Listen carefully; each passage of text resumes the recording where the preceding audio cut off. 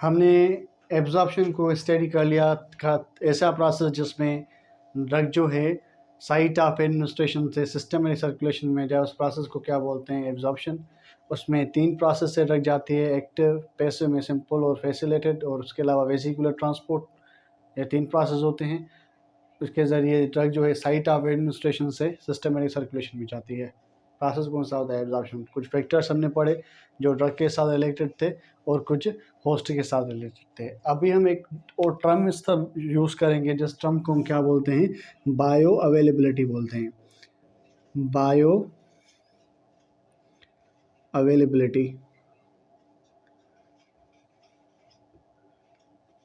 Bio availability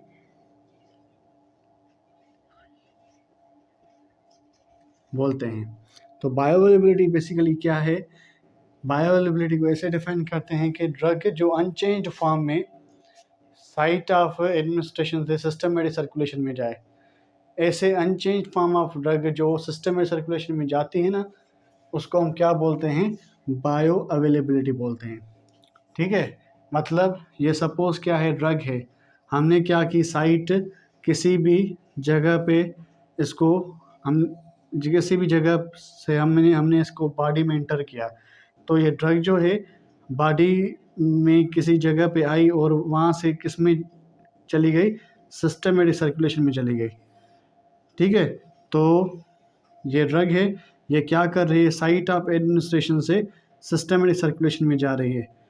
तो कितना amount of drug unchanged form में सिस्टमेटिक सर्कुलेशन में जा रहा है, इस को हम क्या बोलते हैं? बायो अवेलेबिलिटी बोलते हैं। मतलब the amount of drug which enters in the systematic circulation in unchanged situation, unchanged form, such amount is called bio availability. बात समझ में आई कि बायो अवेलेबिलिटी बेसिकली क्या होता है? वो अमाउंट ऑफ ड्रग जो साइट ऑफ एडमिनिस्ट्रेशन से हमारे सिस्टमेटिक सर्कुलेशन में जाए पर without any changing, means without any metabolism, मतलब एक्टिव ड्रग ही हो, वो एब्जॉर्प्शन से के ज़रिए सिस्टमेटिक सर्कुलेशन में जाए। इस अमाउंट को हम क्या बोलते हैं? बायो अवेलेबिलिटी बोलते हैं। तो इसको हम एक कर्व से डिफाइन करते हैं जिसको हम क्या बोलते हैं? एरिया अंडर कर्व बोलते हैं। तो ये हम कर्व बनाते हैं जिसमें हम क्या करते हैं? सपोज़ ये एक ड्रग है, ठीक है, सपोज़ ये एक ड्रग है जो हमने आईवी के ज़रिए दी है। ठीक है, आईवी के ज़रिए हमने इतनी ड्रग क्या की है? दी है। तो इसका जो एरिया होगा, ये इसका एरिया है, मतलब the drug that we give intravenously. तो ये उसका क्या है? एरिया। ये कर्व बनती है एरिया अंडर द कर्व। ये किसको रिप्रेजेंट कर रही है? इंट्रावीनस ड्रग को। और हमने ओरली ड्रग को एंटर दिया, तो ये ड्रग जो है वो सिस्टमेटिक सर्कुलेशन में जाएगी हार्ट पे जाने के बाद, पर ये पहले किसको क्रॉस करेगी? लिवर को। जब लिवर को क्रॉस करेगी तो उसका क्या होगा? मेटाबॉलिज्म। मेटाबॉलिज्म हो जाएगा तो वो क्या होगी? मोर पोलर होगी। अगर मोर पोलर होगी तो वो सिस्टमेटिक सर्कुलेशन में जा नहीं सकती, वो बॉडी से एलिमिनेट हो जाएगी।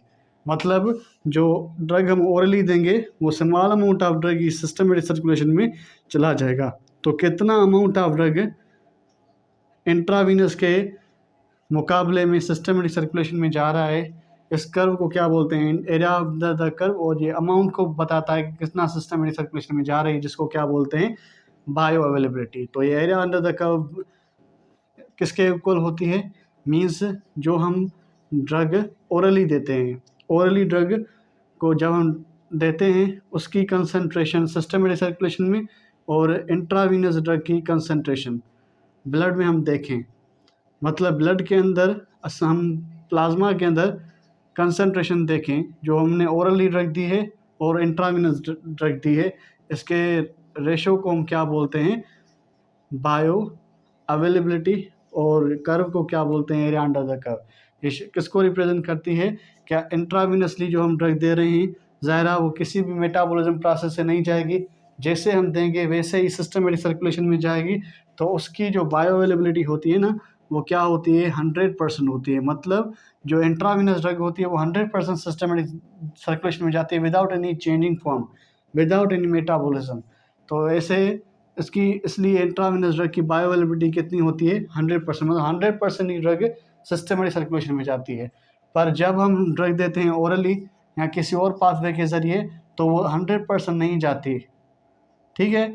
मतलब उसकी बायोअवेलेबिलिटी इंट्रावेनस के अलावा दूसरे पाथवेज की बायोअवेलेबिलिटी क्या होती है, 100% से कम होती है। मतलब small amount of drug systematic circulation में जाता है, तो कितना amount of drug systematic circulation में जाता है without any metabolism unchanged form में, उसको हम क्या बोलते हैं, बायोअवेलेबिलिटी। और इसको रिप्रेजेंट करते हैं एरिया अंडर द कर्व से, जो किसके बराबर होता है, area under the curve of oral drug, और इसके अलावा area under the curve of intravenous या drug in the plasma.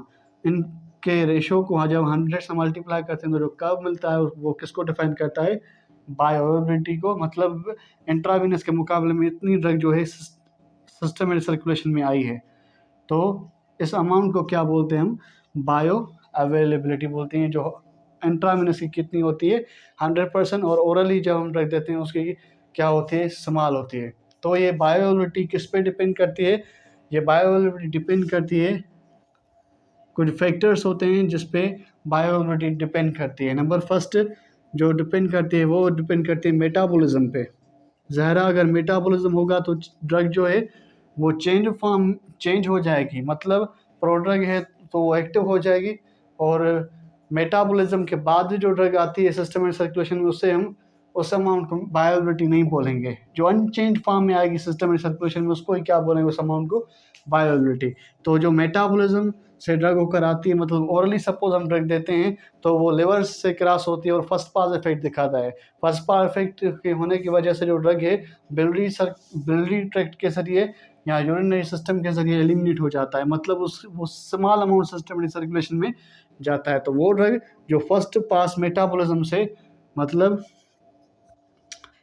Pass metabolism से गुजरती हैं उनकी जो बायोअवेलेबिलिटी होती है ना वो कम होती है। मतलब जो ओरली ड्रग हम देते हैं और रेक्टली ड्रग देते हैं, रेक्टली में 50% जाती है, 50% ब्लड जाता है, और ओरली में 100% ब्लड जाता है लिवर के पास। तो वो क्या शो करती हैं, फर्स्ट पास मेटाबॉलिज्म, और इसलिए इनकी बायोअवेलेबिलिटी क्या होती है, कम होती है। मतलब फर्स्ट पास मेटाबॉलिज्म बायोअवेलेबिलिटी को क्या करता है, कम करता है। मतलब एक तो साइट ऑफ एडमिनिस्ट्रेशन, मतलब इस ड्रग को हम कैसे दे रहे हैं, किस पाथवे से दे रहे हैं, साइट ऑफ एडमिनिस्ट्रेशन पे डिपेंड करती है। अगर हम ओरली देंगे तो क्या होगा, फर्स्ट पास इफेक्ट होगा, रेक्टली देंगे तभी फर्स्ट पास इफेक्ट होगा। देन क्या होगी, कंसंट्रेशन ड्रग की कम हो जाएगी और स्मॉल अमाउंट में ड्रग आएगी, मतलब बायोअवेलेबिलिटी क्या होगी, कम हो जाएगी। मतलब site of drug administration define करता है उसकी बायोअवेलेबिलिटी को। ओरली और रेक्टली देंगे तो क्या होगा, उसका first pass effect and then वो ड्रग कम आएगी। मतलब साइट ऑफ एडमिनिस्ट्रेशन और उसके अलावा फर्स्ट पास मेटाबॉलिज्म ये डिफाइन करते हैं किसको, बायोअवेलेबिलिटी को। उसके अलावा दूसरा कौन सा फैक्टर होता है, ज़रा ड्रग का, जितनी ड्रग की मॉलिक्यूलर साइज़ क्या होगी, कम होगी अगेन, और मॉलिक्यूलर वेट क्या होगा, कम होगा, तो वो ड्रग आसानी से एब्जॉर्ब करके सिस्टमेटिक सर्कुलेशन में जाएगी और उसकी बायोअवेलेबिलिटी क्या होगी, कम होगी। उसके अलावा ड्रग जो पोलर हो, ज़ाहिर पोलरिटी के हिसाब से ड्रग हमने डिफाइन की थी, दो होती हैं, एक लिपोफिलिक होती हैं, उसके अलावा दूसरी जो है लिपोफोबिक होती हैं। तो अगर लिपोफिलिक ड्रग होंगी, मतलब लिपिड सॉल्युबल ड्रग होगी, वो आसानी से क्रॉस करके सिस्टमेटिक सर्कुलेशन में जाएगी, तो बायोअवेलेबिलिटी उन ड्रग की क्या होती है, ज़्यादा होती है। और जो लिपोफोबिक होती हैं यानी पोलर होती हैं, वो आसानी से क्रॉस करके सिस्टमेटिक सर्कुलेशन में नहीं जाती, तो बायोअवेलेबिलिटी क्या हो जाती है, कम हो जाती है। उसके अलावा मीडियम पे डिपेंड करता है, नेचर ऑफ द ड्रग पे डिपेंड करता है कि नेचर ऑफ द ड्रग कौन सी है। अगर नेचर होगा एसिडिक, अगर उसको वो मीडियम नहीं मिलेगा जिससे वो एब्जॉर्ब हो सके, तो वो उसकी बायोअवेलेबिलिटी क्या होगी, कम होगी। अगर बेसिक होगा, अगर उसको बेसिक मीडियम नहीं मिलेगा तो वहाँ से वो एब्जॉर्ब नहीं हो सकेगी, सिस्टमेटिक सर्कुलेशन में बायोअवेलेबिलिटी क्या होगी, कम हो जाएगी। मतलब इस नेचर के लिए इनको क्या रिक्वायर्ड है, मीडियम रिक्वायर्ड है। वो कौन देगा, पेशेंट देगा। पेशेंट के अंदर या होस्ट के अंदर ये मीडियम होंगे, एसिडिक मीडियम से और बेसिक मीडियम से क्या होगी, एब्जॉर्ब हो जाएगी। उसके अलावा सरफेस एरिया क्या होना चाहिए, लार्ज होना चाहिए। उसके अलावा ब्लड फ्लो क्या होना चाहिए, ज़्यादा होना चाहिए। ब्लड का अमाउंट बहुत सारा जाना चाहिए उस सर्कुलेशन के पास, तभी क्या होगी, बायो अवेलेबिलिटी बढ़ेगी। तो वो अमाउंट ऑफ ड्रग जो अनचेंज फॉर्म में सिस्टम में सर्कुलेशन में आता है उसको हम क्या बोलते हैं, बायो अवेलेबिलिटी। उसको डिफाइन करते हैं एरिया अंडर द कर्व से, जो किसके बीच में कर्व है, ओरली जो हम ड्रग टेक करते हैं और इंट्रावीनस ड्रग की जो कंसनट्रेशन होती है उनका, जब हम उन दोनों को हम जब मेजर करते हैं तो जो कर्व मिलता है वो किसको रिप्रेजेंट करता है, कितना ड्रग सिस्टमेटिक सर्कुलेशन में आया है इंट्रावीनस ड्रग के मुकाबले में, उसको क्या बोलते हैं, बायोअवेलेबिलिटी। तो इंट्रावीनस ड्रग की बायोअवेलेबिलिटी क्या होती है, 100%, और दूसरे जो रूट होते हैं उसमें बायोअवेलेबिलिटी क्या होती है, कम होती है। तो ये बायोअवेलेबिलिटी किस में डिपेंड करती है, एक साइट ऑफ एडमिनिस्ट्रेशन पे। अगर ओरली देंगे तो क्या होगा, उसकी बायोअवेलेबिलिटी कम होगी, क्योंकि बीच में क्या आता है, फर्स्ट पास इफेक्ट, मतलब साइट ऑफ एडमिनिस्ट्रेशन, और अगर साइट फर्स्ट पास मेटाबॉलिज्म होगा तो बायोअवेलेबिलिटी कम होगी। और मॉलिक्यूलर वेट, उसके अलावा पोलरिटी, नेचर, सरफेस एरिया और ब्लड फ्लो, ये फैक्टर्स होते हैं जो डिसाइड करते हैं कि ड्रग जो है सिस्टमेटिक सर्कुलेशन में जाएगी कितने अमाउंट के साथ। अगर ये फैक्टर्स हों, अगर ओरली नहीं देंगे, मॉलिक्यूलर वेट कम होगा, लिपोफिलिक होंगी, और उसके अलावा जिस मीडियम से एब्जॉर्ब होना चाहेंगी वहाँ से एब्जॉर्ब हो, सरफेस लार्ज और ब्लड फ्लो भी लार्ज हो, तो बायोअवेलेबिलिटी क्या होती है, इंक्रीज होती है, more amount of drug systematic circulation में एंटर होता है। इसको हम क्या बोलते हैं, बायो अवेलेबिलिटी बोलते हैं। तो ड्रग के लिए हम दो टर्म्स इस्तेमाल करते हैं, एक होता है बायो इक्वलेंस, एक होता है बायो इक्वलेंस, और उसके अलावा दूसरा होता है थेराप्यूटिक इक्वलेंस।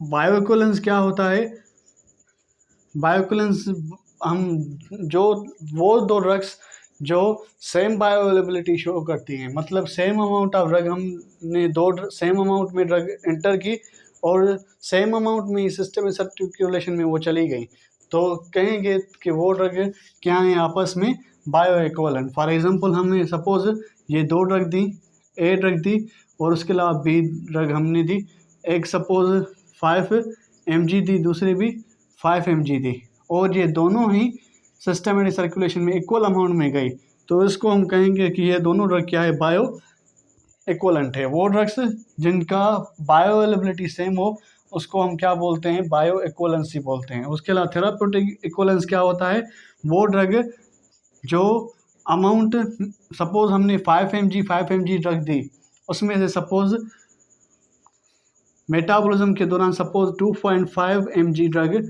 और यहाँ से भी 2.5 mg ड्रग गई, तो दोनों सेम अमाउंट में इंटर हो रही हैं, तो क्या कहेंगे, इसको हम बायो इक्वलेंस बोलेंगे। पर वो ड्रग जितनी हम ड्रग इंटर कर रहे हैं उतनी ही वो दोनों ड्रग क्या हो, एब्जॉर्ब हो गई, सिस्टमेटिक सर्कुलेशन में जाए, मतलब जितना हम दो ड्रग का डोज दें उतना ही डोज सिस्टमेटिक सर्कुलेशन में जाए, तो उसको हम क्या बोलते हैं, थेराप्यूटिक इक्वलेंस बोलते हैं। तो बायो इक्वलेंस किसको डिफाइन करेंगे कि जो दो ड्रग्स जो सिमिलर अमाउंट में सिस्टमेटिक सर्कुलेशन में जाएंगी उनको हम क्या बोलते हैं, बायो इक्वलेंस बोलते हैं।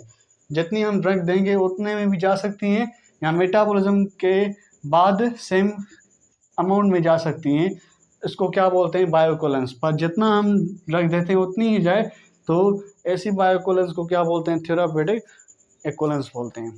तो ये था हमारा एब्जॉर्प्शन, और ड्रग सिस्टम में सर्कुलेशन में जाएगी कितने अमाउंट के साथ, वो था हमारा बायो अवेलेबिलिटी, और ये फैक्टर्स है जिन पे बायो अवेलेबिलिटी डिपेंड करती है।